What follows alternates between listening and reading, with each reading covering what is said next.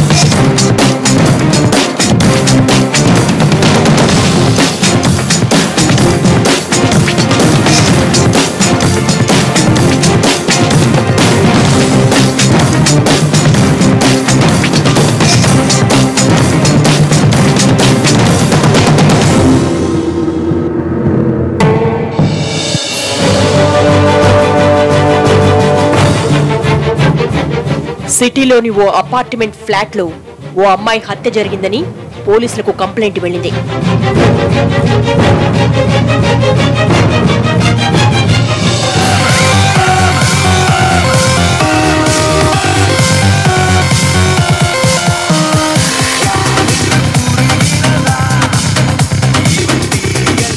నమస్తే సారు, నువ్వేనా మా కాల్ చేసింది? అవును సార్, ఎలా జరిగింది?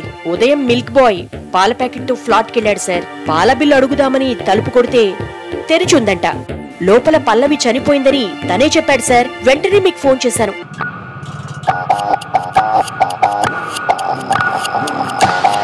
అతనెక్కడ? వెళ్ళిపోయాడు సార్. అలా ఎలా వెళ్ళిపోతాడు? ఫస్ట్ చూసింది తనే కదా. వెంటనే రమ్మను.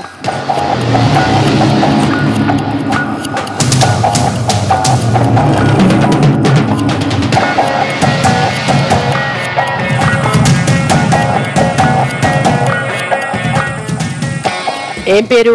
సత్తిబాబండి. నీ పేరు కాదు, ఈమె పేరు వివరాలు చెప్పు. ఈమె పేరు పల్లవి సార్. 6 నెలల కిందట ఢిల్లీ నుంచి వచ్చి ఇక్కడ అద్దెకు దిగింది. ఏదో కాలేజీలో చదువుకుంటోంది. ఈమె ఒక్కతే ఉంటోందా? అవును సార్, ఆమె తల్లిదండ్రులు ఢిల్లీలో ఉన్నారు. పల్లవి పేరెంట్స్ కు కాల్ చేయి. అలాగే ఆమె కాల్ డేటా తెప్పించు.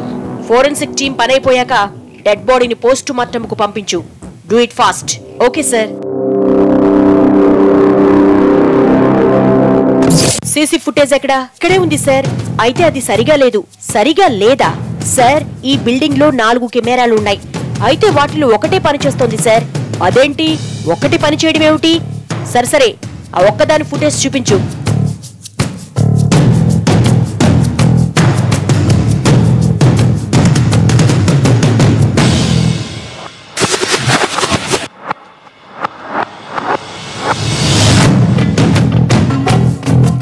ఏంటయ్యా ఇది? ఇందులో ఏమీ కనిపించట్లేదుగా. అదంతే సార్, కెమెరా ఆ మూల ఉండడం వల్ల అందులో అలాగే కనిపిస్తుంది సార్.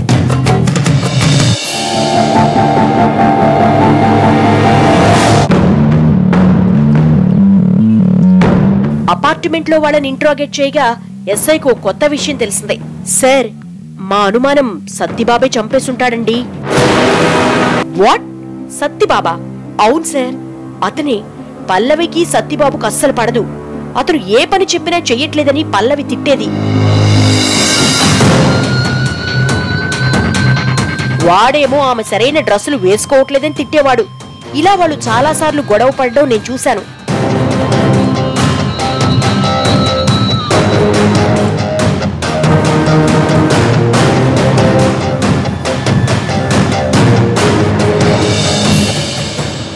సరైన డ్రెస్సులేంటి?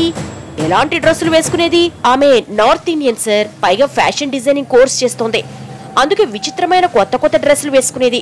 అవి నాకు నచ్చేవి కావు. ఆమె ఏ డ్రెస్సులు వేసుకుంటే నీకేంటి? వాచ్మెన్ సత్తిబాబును అదుపులోకి తీసుకునే ఎస్ఐ తన స్టైల్లో ఇంట్రాగేట్ చేశాడు. సార్, నిజంగా నాకేం తెలియదు సార్, నన్ను నమ్మండి సార్. అలా కాదు గాని ఎందుకు చంపావో చెప్పు. అమ్మ తోడు సార్, నాకేం తెలియదు సార్. రేయ్, నువ్వు కాకపోతే ఇంకెవడు చంపుతాడ్రా? నువ్వేగా తనతో తరచూ గొడవ పెట్టుకునేది. సార్, ఆ శేఖరే చంపేసుంటాడు సార్. శేఖరా? వాడెవడు? పల్లవి లవ్వర్ సార్. అప్పుడప్పుడు ఆమె దగ్గరకు వస్తూ ఉంటాడు. నిన్న రాత్రి కూడా వచ్చాడు. మరి ఇప్పటిదాకా చెప్పవేరా? వాడెప్పుడొచ్చాడో టైమింగ్స్ కావాలి. రిజిస్టర్ ఎక్కడా?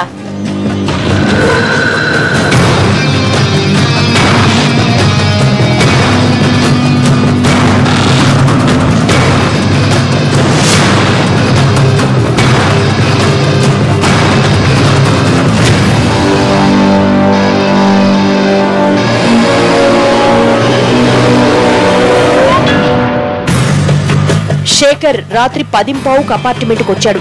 తిరిగి 12:30కు వెళ్లిపోయాడు. అంటే వాడే చంపేసుంటాడు.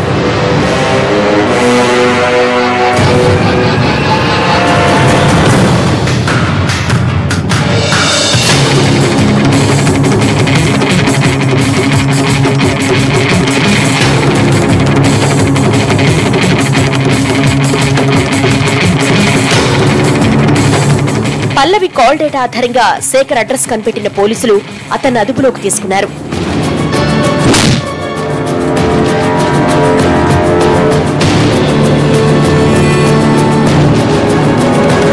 రేయ్, ఇచ్చిన కోటింగ్ చాలా, ఇంకా కావాలా? పల్లవిని ఎందుకు చంపావు చెప్పు. సార్, నేను చెప్పేది నిజం సార్. మీరనే వరకు తను చనిపోయిన విషయం నాకు తెలీదు. తనంటే నాకు ప్రాణం సార్. తనకు ఢిల్లీలో చదువుకునే వీలున్నా నా కోసమే, నాపై ప్రేమతో అక్కడి నుంచి ఇక్కడికొచ్చింది. రాత్రి పల్లవి ఫ్లాట్కి ఎందుకెళ్ళావు? తను డిన్నర్ కు పిలిచింది, అందుకే వెళ్ళాను. డిన్నర్ అయిపోయాక మీ ఇద్దరి మధ్య ఏదో గొడవ జరిగింది. ఆ కోపంలో ఆమె చంపేశావు, అంతేగా? సార్, మీరు ఏదేదో ఊహించేసుకుంటున్నారు. అలాంటిదేమీ లేదు. నేను వెళ్లిపోయేటప్పుడు తనే బాయ్ చెప్పింది కూడా. అంటే నువ్వు చెప్పేది నిజం, మేము చెప్పేది అబద్ధమా? You are the criminal. SI చెప్పినట్లు శేఖరే పల్లవిని చంపేశాడా? ఆ రాత్రి ఏం జరిగిందో షార్ట్ బ్రేక్.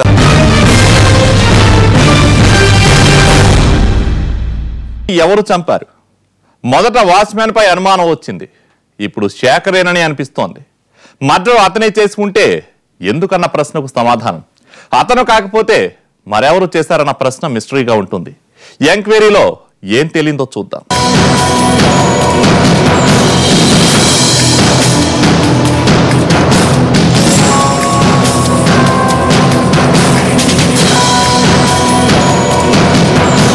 శేఖర్ గురించి మరిన్ని డీటెయిల్స్ తెలుసుకోవడం కోసం మరోసారి అపార్ట్మెంట్కి వెళ్లాడు ఎస్ఐ.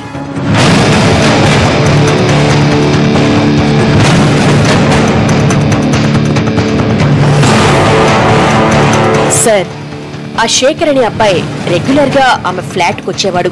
వాళ్ల ప్రవర్తన చాలా చిత్రంగా ఉండేది. చుట్టూ జనం చూస్తున్నారు అన్న సభ్యత, సంస్కారం ఏమీ లేకుండా అందరూ చూస్తుండగానే హద్దు మీరేవాళ్లు.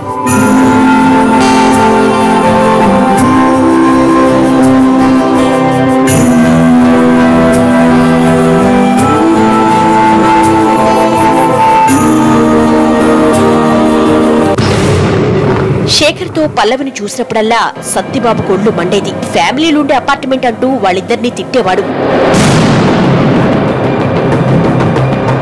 వాళ్లు మాత్రం అతని మాటల్ని పట్టించుకునేవాళ్లు కాదు.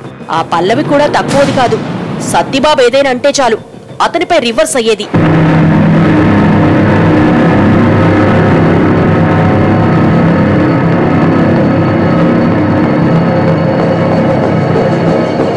టైట్ జీన్స్, ఎక్స్పోజింగ్ డ్రెస్సులతో తిరిగేది. నార్త్ ఇండియన్ కదా అని మేమేం అనేవాళ్ళం కాదు. సత్తిబాబు మాత్రం ఎప్పుడు ఏదో ఓ గొడవ పెట్టుకునేవాడు.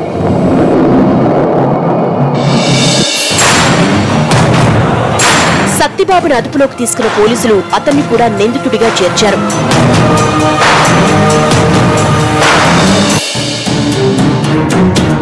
పోస్ట్ మార్టం రిపోర్ట్ ను పోలీసులు పరిశీలించారు. దానిలో కొన్ని కొత్త విషయాలు తెలిసాయి.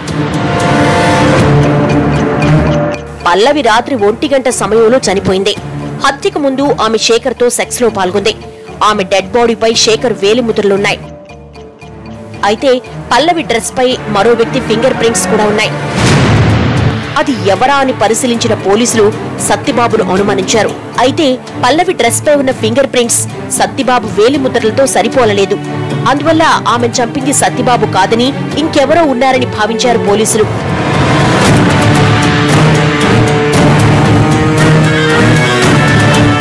శేఖర్ అపార్ట్మెంట్ నుంచి వెళ్లిపోయింది రాత్రి 12:30 టైంలో.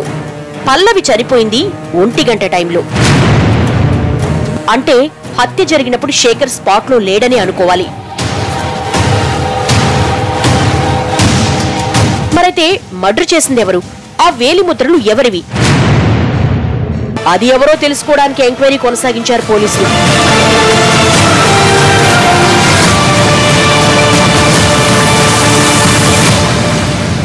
శేఖర్ ఇంకెవరితోనో ప్లాన్ వేసి పల్లవిని మర్డర్ చేయించాడా, లేకపోతే సత్తిబాబే ప్లాన్ ప్రకారం పల్లవిని చంపించాడా? షార్ట్ బ్రేక్ తర్వాత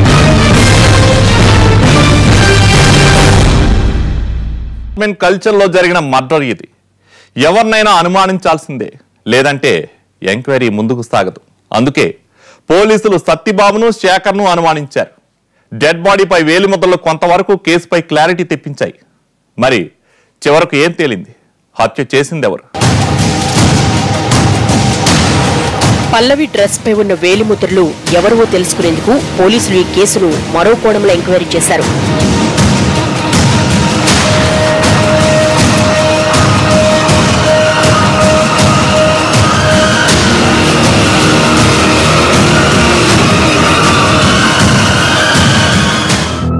పల్లవి ఉండే అపార్ట్మెంట్ చుట్టుపక్కల రోడ్లపై సీసీ కెమెరాల ఫుటేజ్ పరిశీలించారు.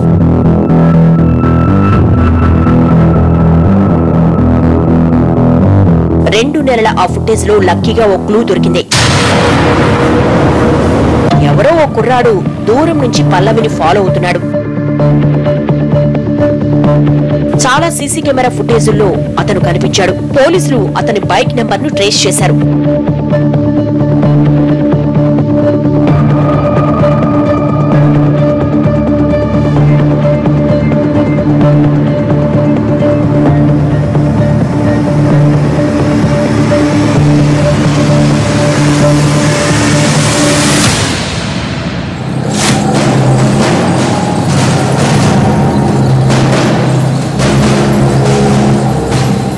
గౌలిగూడలో ఉంటున్న నగేష్ ను అదుపులోకి తీసుకున్నారు.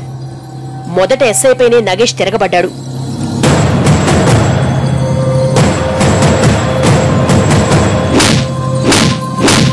కోటింగ్ ఈ రేంజ్ లో ఇవ్వడంతో కంట్రోల్లోకి వచ్చాడు. తన మిస్టీరియస్ థ్రిల్లింగ్ క్రైమ్ స్టోరీ బయటపెట్టాడు. నా పేరు నగేష్. ఆ అపార్ట్మెంట్ లో ఉండే సంపత్ నా ఫ్రెండ్. 2 నెలల కిందట సంపత్ కోసం ఆ అపార్ట్మెంట్ కి వెళ్లాను. అక్కడ పల్లవిని చూశాను. అరే, ఈ అపార్ట్మెంట్ లో ఇంత అందమైన అమ్మాయి ఉందా? ఈ విషయం తెలిస్తే రోజు వచ్చేసేవాణ్ణి.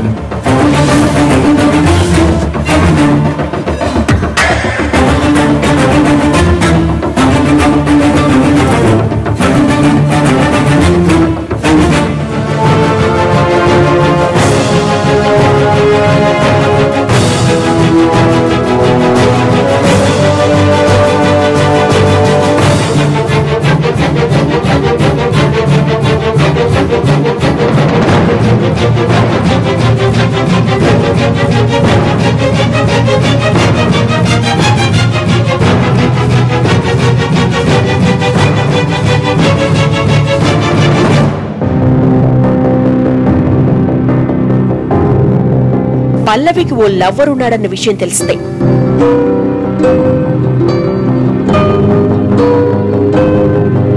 వాళ్ళిద్దరూ క్లోజ్ గా ఉంచదని అర్థమైపోయింది.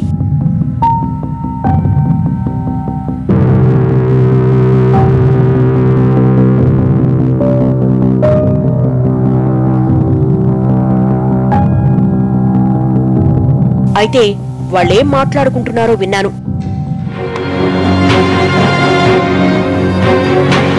అప్పుడు నాకు విషయం తెలిసిందే. వాళ్ల లవ్ మ్యాటర్ 2 వైపుల ఇళ్లలో వాళ్లకు తెలీదు.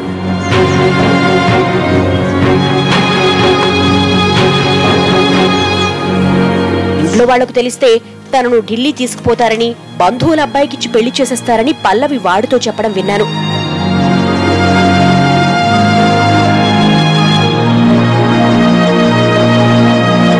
అప్పుడే నాకు ఐడియా వచ్చింది.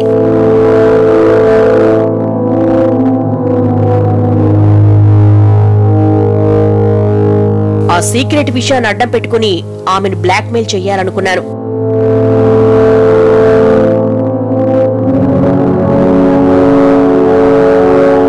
వాళ్ళిద్దరూ కలిసి తిరుగుతున్నప్పుడు సీక్రెట్ గా ఫోటోలు, వీడియోలు తీశాను.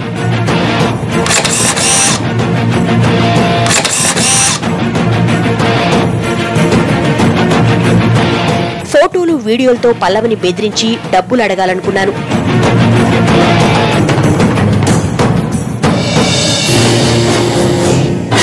అందుకోసం ఓ కత్తితో ఆ రోజు రాత్రి 10 గంటల టైంలో అపార్ట్మెంట్కి వెళ్లాను.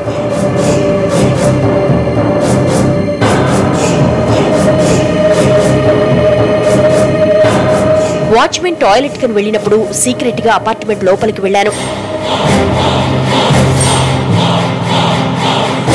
లక్కీగా పల్లవి ఫ్లాట్ డోర్ తెరిచుంది. మెల్లిగా లోపలికి వెళ్లాను.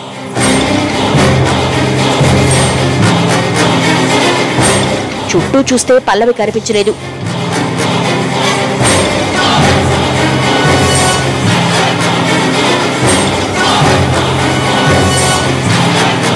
ఎక్కడికి వెళ్ళిందా అని అనుకుంటుంటే కింద ఏవో అరుపులు వినిపించాయి. ఎవరా అని చూస్తే పల్లవి లవర్ అప్పుడే రిజిస్టర్లో తన పేరు రాసి వేగంగా లోపలికి రావడం చూశాను. శేఖర్ను చూడగానే నాకేం చేయాలో అర్థం కాలేదు. వెంటనే ఫ్లాట్లోకి వెళ్లి ఓ గదిలో ఓ మూల దాక్కున్నాను.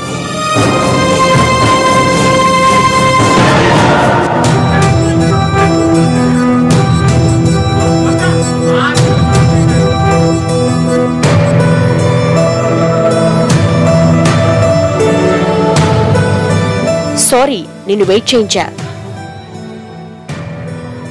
నీకోసం ఎంతసేపైనా వెయిట్ చేస్తా.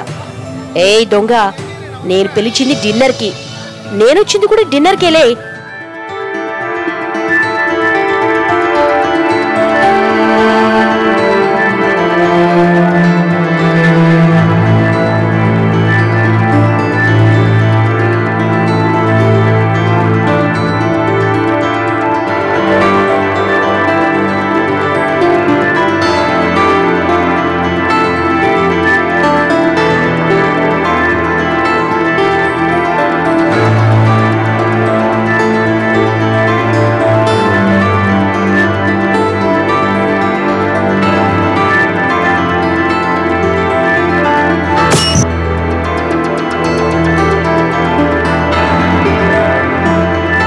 డిన్నర్ తర్వాత వాళ్ళిద్దరూ ఏవేవో మాట్లాడుకుంటూ కాసేపు టీవీ చూశారు.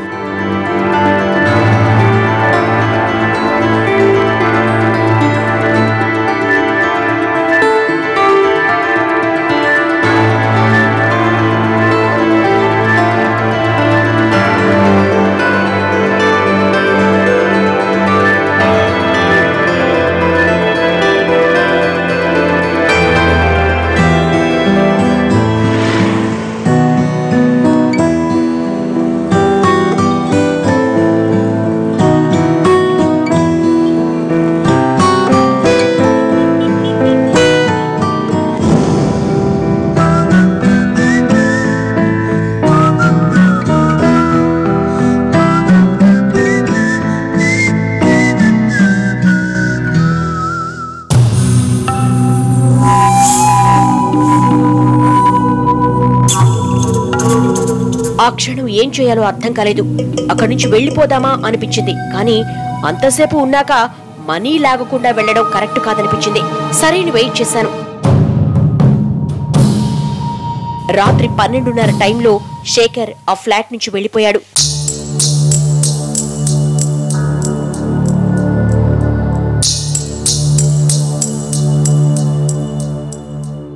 శేఖర్ వెళ్లిపోయాక పల్లవి బెడ్రూంలోకి వెళ్లి పడుకుంది.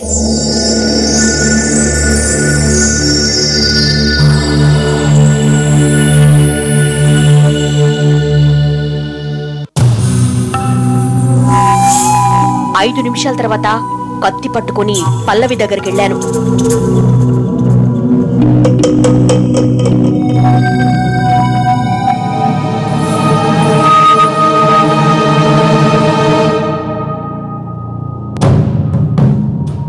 ఏయ్, అరవకు, అరిచావో చంపుతా. మీ ఇద్దరి సంగతి నాకు తెలుసు. 1,00,000 రూపాయలు ఇవ్వలేదో మీ పేరెంట్స్కు మొత్తం చెప్పేస్తా.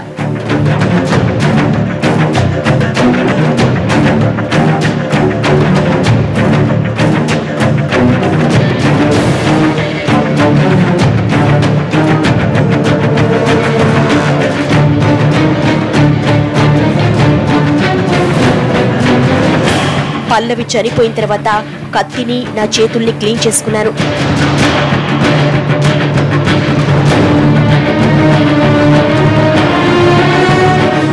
ఆ ఫ్లాట్ నుంచి బయటకొచ్చి చూస్తే వాచ్మెన్ నిద్రపోతూ కనిపించాడు. మెల్లిగా అక్కడి నుంచి పారిపోయాను. రాస్కెల్, ఎంత దారుణానికి తెగబడ్డావు. నీలాంటోడు బయట ఉండకూడదు. ఇది పల్లవి మధ్య వెనక జరిగిన తతంగం. ఫ్యాషన్ డిజైనర్ కావాలని కలలుగన్న పల్లవి తన వెనక ఎలాంటి ఉచ్చు అల్లుకుపోతుందో తెలుసుకోలేకపోయింది. ఆమె బాయ్ ఫ్రెండ్ శేఖర్ కూడా నగేష్ కదలికల్ని కనిపెట్టలేదు. ఫలితంగా తీవ్ర దారుణం జరిగిపోయింది. అపార్ట్మెంట్లలో ఉండేవాళ్ళు అప్రమత్తంగా ఉండాలని సూచిస్తోంది ఈ కథ. చుట్టూ ఏం జరుగుతుందో గమనించాలని హెచ్చరిస్తోంది ఈ స్టోరీ. ఇది ఇవాల్టి ఎపిసోడ్. Next time